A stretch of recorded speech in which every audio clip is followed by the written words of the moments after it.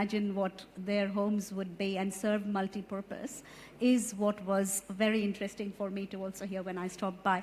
Thank you for sharing these. I would like to invite now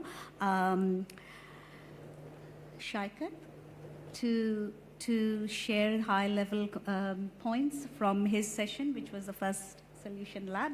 Over to you, Shaikat.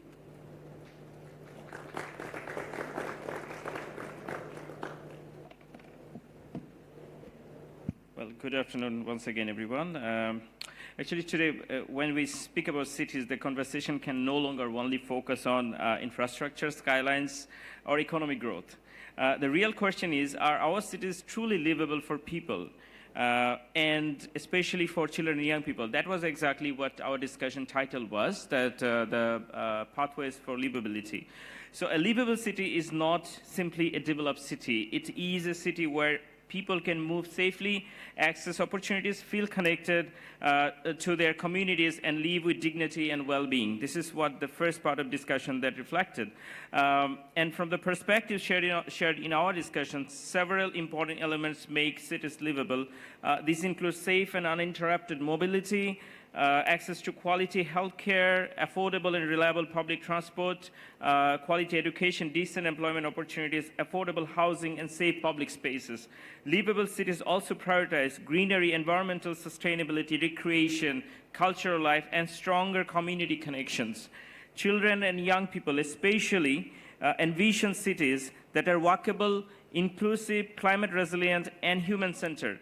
Cities designed around people rather than cities around cars and commercial expansion. At the same time, many cities around the world are becoming increasingly difficult to live in.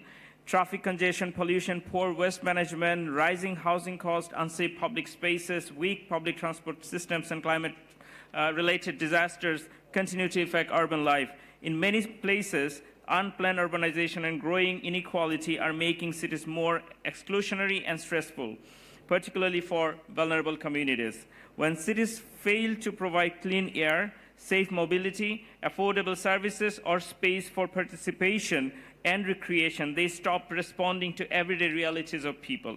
However, despite these challenges, children and young people around the world are already contributing powerful solutions to improve urban life. Young people are leading environmental campaigns, promoting sustainable mobility, organizing waste management initiatives, redesigning public spaces, supporting resilient efforts, and creating digital tools. So there are growing examples of youth-led urban youth councils, community cleanup campaigns, climate adaptation projects, and many more.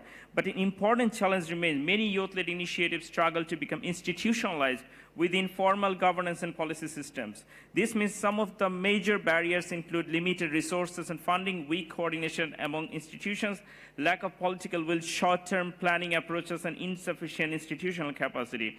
I think to finally conclude, what is the vision of a livable city for children and young people? I'm borrowing 10 seconds. It is a city that is smart, inclusive, safe, affordable, climate resilient, and caring. It is a city with fewer barriers and more opportunities. It is a city where public spaces are welcoming, mobility is accessible, services are equitable, and delivery is respected, diversity is respected. Most importantly, it is a city where children and young people are heard, trusted, and included as equal partners in shaping urban futures. Thank you so much.